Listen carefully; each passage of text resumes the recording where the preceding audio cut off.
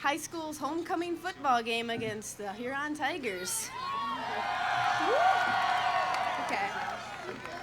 When I was first asked to introduce the First Lady, Mrs. Hillary Rodham Clinton, I was in absolute shock. I could not imagine how in the world I would introduce someone who's been a role model to me as a fellow female who's achieved very much in her life. I had no idea how to set the stage, and I had no idea how to paint a picture of her in the way that I viewed her. No other woman has influenced me as much as her by who she has championed and what she has done in her life. Before and during her career as a First Lady, she has worked tirelessly for the children, women, and the underrepresented of America.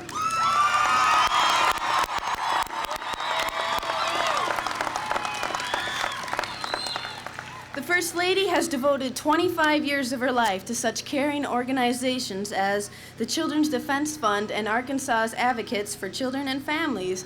These organizations have raised the public's awareness on issues that affect children, such as hunger and education.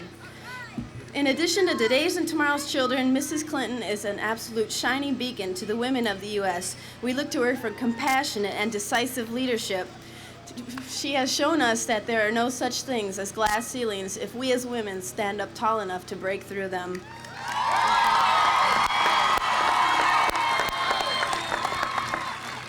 She has shown her dedication to the cause of the women by attending the UN's conference it held on women and by her extensive travels through Eastern Europe. These acts cause us to take heart and embrace hope for the future. Thanks to Mrs. Clinton, my future as a career woman is on more solid ground than it was 10 years ago. She is a brilliant example of how to succeed despite dissent from critics, while still maintaining compassion and commitment for those in need.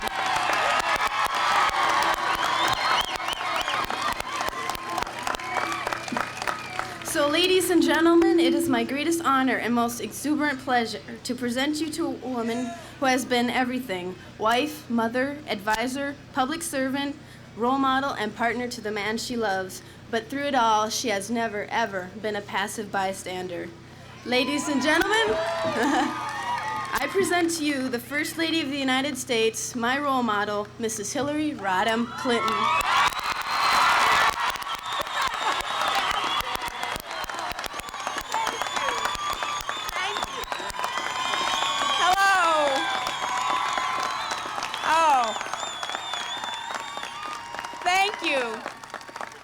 Thank you so much.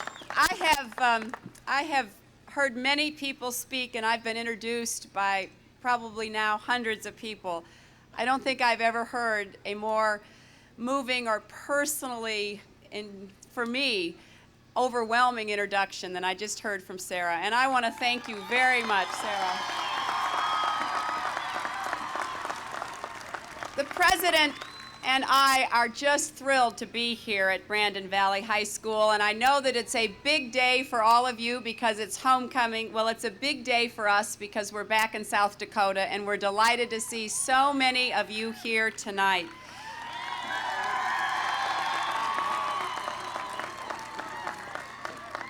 I have the distinct pleasure of introducing someone to you whom you know.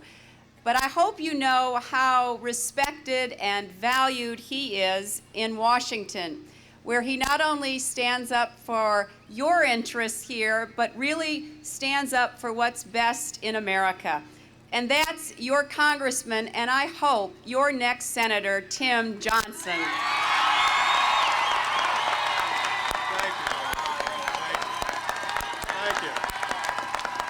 Thank you.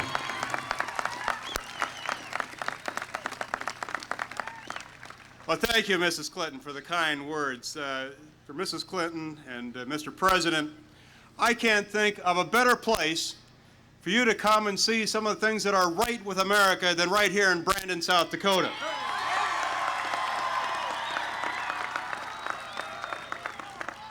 You know, the theme of your campaign is building a bridge to the 21st century. Here in South Dakota, in Brandon, in Sioux Falls, Minnehaha County, we think that we're doing a lot to build a bridge in South Dakota here as well. We've got some great people, a progressive business community, good schools. We've got a lot of things going for us in South Dakota, and a lot of enthusiasm for what you're doing in Washington. You know, in South Dakota, we're aware that our 3 electoral votes doesn't make us one of the bonanzas in terms of what the observers feel is part of a key part of the presidential strategy. But yet, you've been here repeatedly. Mrs. Clinton has been here in South Dakota repeatedly. I don't think in our state's history we've ever had the First Lady and the President of the United States here at the same time. You care, you're here to listen to South Dakota's concerns.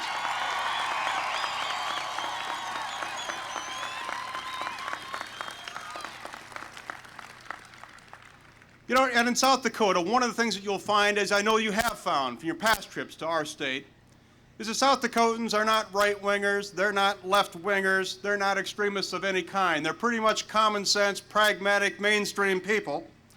You know, in South Dakota, we think that it's critical that we balance the budget. But in South Dakota, we know there's a right way and a wrong way to go about doing it.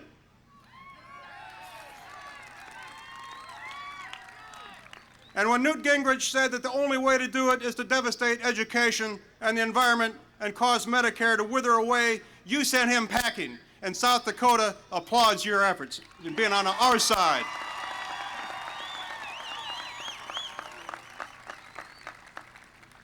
And Mr. President, in South Dakota, we don't want the government to do everything for us. We want an efficient government.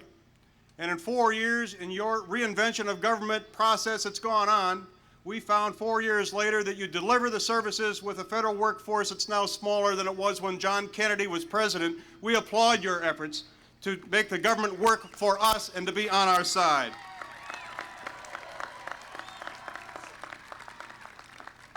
And South Dakotans think that farms and ranches and family farms and ranches are a critical part of the fabric of our economy in this country. There seems to be a lot of people in Washington right now who think there's no more place for a rural electric, for rural water, for antitrust enforcement, or for rural development. But to those people you said no. With your efforts, we funded and organized a fund for rural America. You've created a level playing field for South Dakota farmers and ranchers, and we applaud your effort and your attention to the issues of rural America.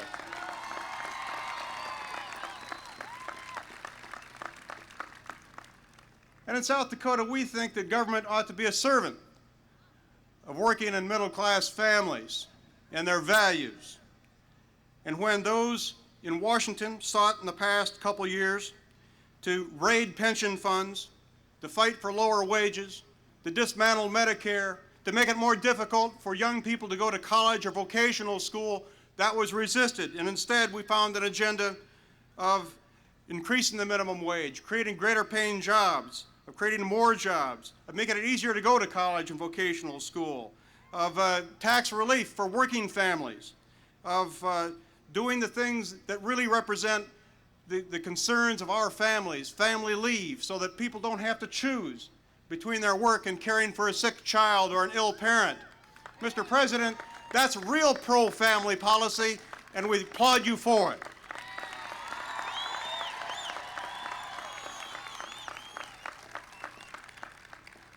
It's been a long campaign here in South Dakota. Seems like it's going on forever. Does to me in any event. And Mr. President, we've had a lot of politics on TV and radio for a long, long time, for over a year now. And there are a lot of South Dakotans, I suspect, who have heard the word liberal more often in the last year than they did the whole rest of their life combined.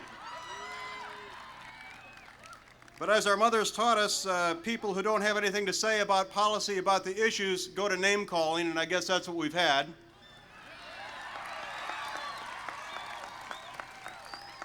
While the rest of us try to figure out how to make this country work and work to represent the values of our families.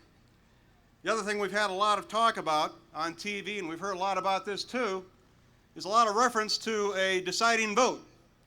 Well, deciding vote, maybe. It turns out that every member of Congress who cast a vote for President Clinton's budget priorities and against Newt Gingrich's priorities was the deciding vote. And that same ad appears in virtually every state in the country. But I'd have to say, Mr. President, as South Dakota's one congressman, when it comes down to making a choice between the budget priorities that reflect the best of our values, the best of our priorities that make sense for South Dakotans, Republican, Democrat, and Independents alike, I'm glad to add that I cast that vote for those priorities, and we set aside the Gingrich agenda.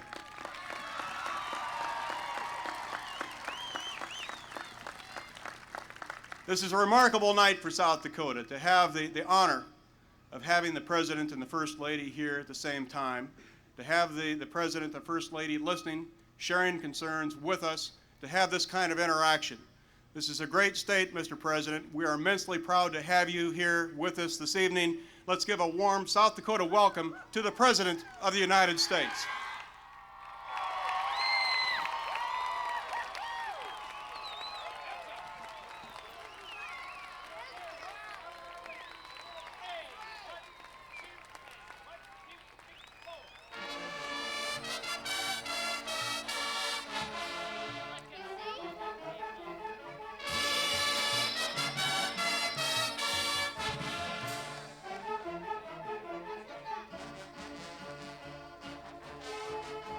Thank you very much, and thank you for playing here tonight. Ladies and gentlemen, I am glad to be back in South Dakota. I came here 3 times when I was seeking the presidency. I loved every trip. I couldn't wait to get back. And I want you to know how we came to be here tonight. We were planning our schedule a couple of weeks ago, and we were going to do this bus trip in Washington and Oregon. And I looked at the map, and I looked at the schedule, and I looked at the time. And they said, "You're going to be dead when you finish." I said, "I'm not going to be that tired. I want to go to South Dakota before I go back to Washington." And I'm glad to be here.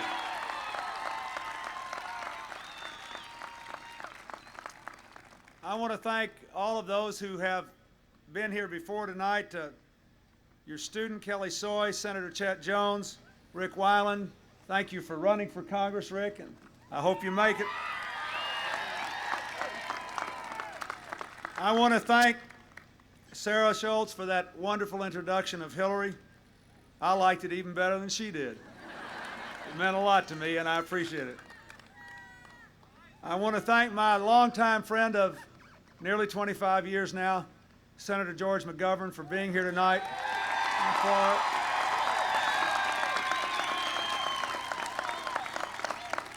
for his life in public service, and for his wonderful and very brave book about his beloved daughter. And I'm glad he's home in South Dakota. I'm honored to be here on the same platform with him tonight. Thank you. I want to thank your superintendent, George Goulston, and your principal, Don Kuchel, for letting me come here, and thank you for delaying the homecoming just a little bit. We needed to stop till it quit raining anyway. I am really pleased to see all of you here. I want to say a special word of thanks to the football teams. They came out in the back, and I got to shake hands with all the football teams and all the folks over there supporting them and take my picture with them. And they made me feel young again. I liked it, standing up there with them. Thank you. Thank you.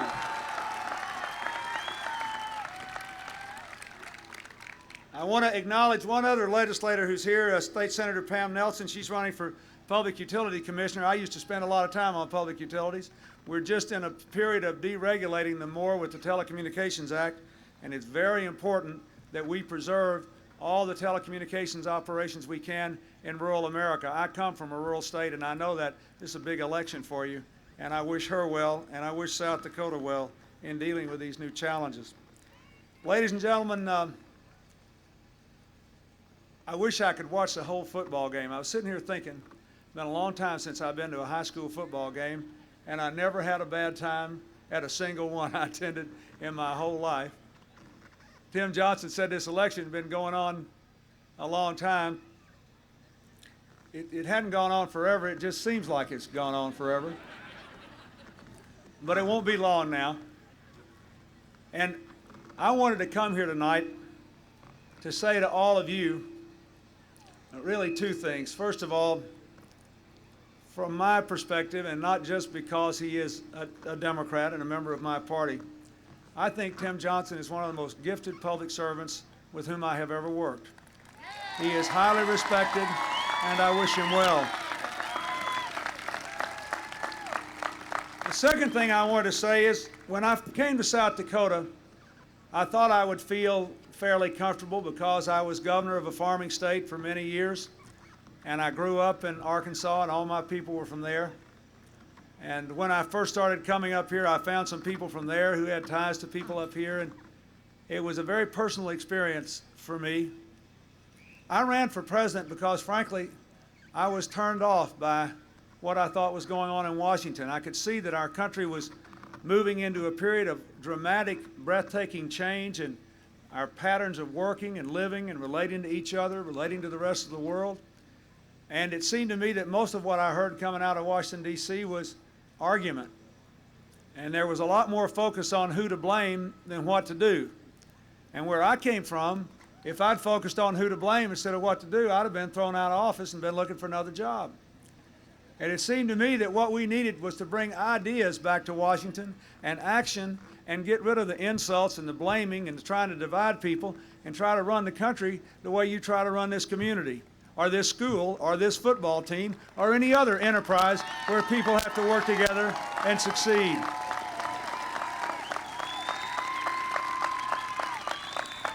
So when these two teams go out to compete tonight, you know, nobody will get any points for breaking the rules or bad-mouthing their opponents. It's just there's a set of rules. Everybody has to work together. And if you do your best, you're better off whether you win or not. That's the way this country ought to work. That's the way this country ought to work. And so I have tried to follow a simple vision. You see, I believe that the best days of this country are still ahead. And I think I can talk in the dark if you can listen. Thank you. I believe the best days of our country are still ahead, and I think that what we have to do is to find a way to meet the incredible challenges and seize the opportunities of this new world without giving up the values that make our lives special. And to me, that means we have to do three things. Fix the electricity.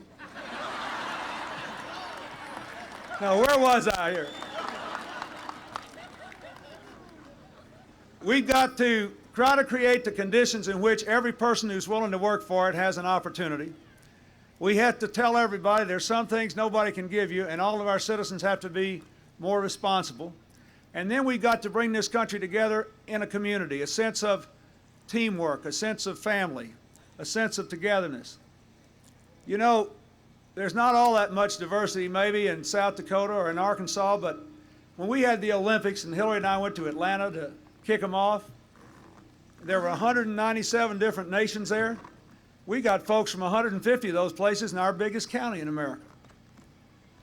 But we have somehow found a way to stay together and work together because our country is founded on a devotion to this place and to the Constitution, the Declaration of Independence, the Bill of Rights, the idea of work and family, reverence for faith, everybody else's as well as your own. That's what holds us together. And you know, I spend so much time as your president. When I have to deal with foreign policy, you think about how much time I have to spend because other people won't behave that way. People around the world, they do things that you wouldn't put up with your kids doing because they have to look down on other people who are different from them. What's the problem in Bosnia? Those people killing each other because they're of different ethnic and religious backgrounds. Do you know biologically they're identical? There is no ethnic difference. It's a historical accident that some were Serbs, some were Croatians, and some were Muslims. In the Middle East, they're still fighting. In Northern Ireland, they're fighting over what happened 600 years ago. All the young folks just want to get on about their lives. And I tell you that to make the point that this is a very special place. And if we can go into this 21st century committed to working together and staying together and building a bridge that we can all walk across, we're going to do very well. And let me just give you one or two examples. I think we have to build a bridge to the 21st century with a strong economy. And I'm proud of the fact that we have 10.5 million more jobs and record exports and record farm exports and record new small businesses in the 4 years since I became president. I think that's a good thing. I'm proud of the fact that on October 1st, 10 million Americans will get an increase in the minimum wage. And at the same time, every single small business in America will be made eligible for a tax cut when they invest more in their business. And we're making it easier for those folks and self-employed people, including farmers, to take out health insurance because they'll get a bigger tax deduction for the cost of their health insurance premium. And we're giving a $5,000 tax credit to couples that will adopt children because there are a lot of kids out there that need homes. All those things were done together. Pro-business, pro-work, pro-family. That's the way America ought to work all the time. And I'm proud of that. But Tim Johnson alluded to it, but when we were having the debate over the Farm Bill, we hung pretty tough, Tim and I, and most important, Tom Daschle, who can't be with us tonight, but he led our fight to make sure we kept some provisions for rural development in there, to make sure that we didn't walk away from our commitments to rural water systems and other things that people in the rural areas of our country need. And we may have to take some more looks at that next year. But one of the things that seems to me we have to commit ourselves to is the proposition that the prosperity that America enjoys in general should be made available to every American if they're willing to work for it. And I hope you will share that commitment.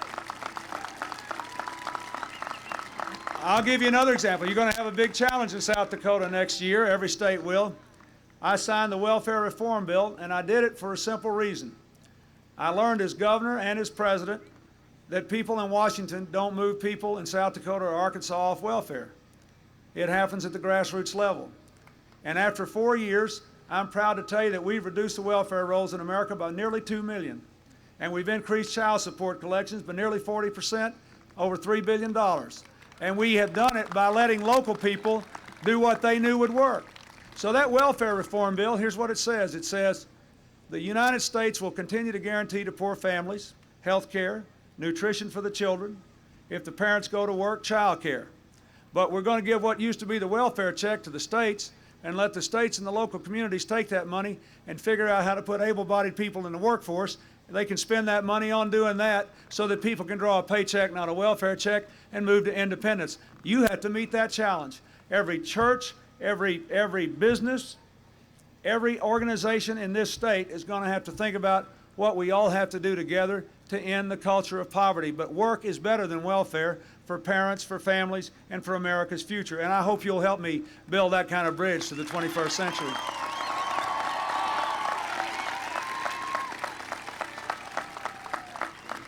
The most important thing we can do in building that bridge is to give every child access to the best education in the world. And I know that this school district has one of the highest attendance rates in the entire state of South Dakota, which means it's way above the national average. So I want to start by saying, good for you. Don't give it up. Bear down and do better. I congratulate you on that. But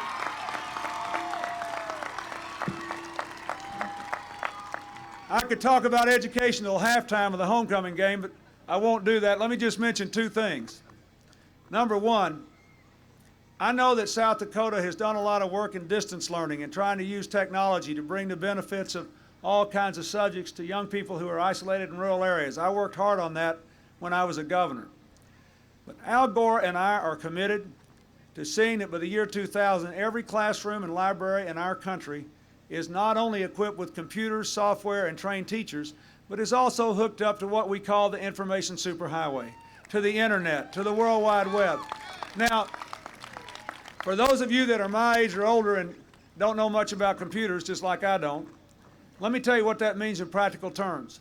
It means that technology has given us the opportunity for the first time in the entire history of the United States to guarantee to every student, the students in the most remote rural districts, the students in the poorest inner city districts, along with the students in the suburban districts, the students in the richest districts, all of them now have a chance to get the same information in the same way, in the same time, at the same level of quality as any other student in America or indeed in the world. That will revolutionize education in America if we get that done. That's a bridge to the 21st century, and I want us to build it. The other thing I think we have to do is to make a college education available to every single American who needs to go. Not only kids coming out of high school, but a lot of older folks are going to have to go back and get education and training as well, and we need to make it available. So, in the balanced budget plan that Tim and I have been working for, there are three provisions to help make college education universal. Number one, we make it easier for more people to save more money through IRAs, individual retirement accounts, and withdraw from them later without a tax penalty if the money's going to be spent on a college education, or a health emergency, or buying a first-time home. Number two, we want to make at least 2 years of education in a community college as universal in the next 4 years as a high school diploma is today, because our young people need it, and a lot of our adults are going to need it when they move from job to job. And here's how we can do that, all paid for in our balanced budget plan. We want to give a tax credit, a dollar-for-dollar reduction off your federal tax bill for the cost of tuition at the typical community college for 2 years. All you have to do is show up, go, make your grades, make the most of it, and we will pay the bill in that way. No bureaucracy, no hassle, no nothing. We can make a community college education as universal as a high school diploma in just 2 years. And finally, I believe we ought to have a tax deduction for the cost of college tuition up to $10,000 a year for any kind of college cost. 4 years of undergraduate school, medical school, veterinary school, you name it. We ought to make it possible for every child here tonight who wants to go to college. And that's a bridge to the 21st century we ought to build.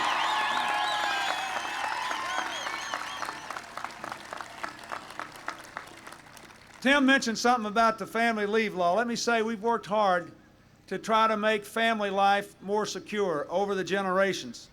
We've worked to increase childhood immunizations, to improve and increase Head Start. We've worked hard to make it easier. One of the most important bills we passed in this Congress makes it easier for people in small businesses to take out pensions, and easier for people to carry those pensions around with them if they move from job to job. People in smaller businesses should be able to do that. Only about half the American workforce has a good pension plan today. Under this new law, it'll be a lot easier for a lot more people and a lot more employers to participate in guaranteeing pensions to more Americans. And I'm proud of that. I think it'll help South Dakota. I know it'll help my home state. Small businesses are creating most of the jobs in this country, and we need to be doing more to support them. This pension bill will do that. We also passed a bill, the Kennedy-Kassebaum bill, which says to 25 million Americans, an insurance company cannot automatically take your insurance away from you, your health insurance now, just because somebody in your family got sick or because you moved from job to job. You've got a right to keep that insurance. That can help 25 million Americans. 700,000 kids a year can be protected by that. Just children alone, poor children, new children every year. Just this week, the Congress agreed to two things I've been asking to do. One, to offer some coverage for mental health conditions. You know, that's a big problem in every state in America, and all kinds of families, little communities and big ones. We now know that a lot of mental health problems are just that. They're health problems. They can be treated. People can get over them. They can work through them. But there's no insurance in most places under most policies. Now we'll begin to change that, and I think that's a positive thing for America. And most important to me, and this is something my wife's been working on forever and a day, and for 20 years ago, the average hospital stay for a mother who went in to have a baby was 4 days. By 1992, when I was running for president, the average hospital stay had dropped substantially. By the time I was in office, I noticed that more and more insurance companies were actually requiring mothers and their newborns to leave after a day. Some of them were being pushed out of the hospital in 8 hours. And it seems to me that the decision about when a mother and a newborn child leave the hospital should be a medical decision for the doctor to make. Today, Congress has voted to say you get at least 48 hours and 96 hours if you have a cesarean. I think that's a good thing for America. It'll make us stronger.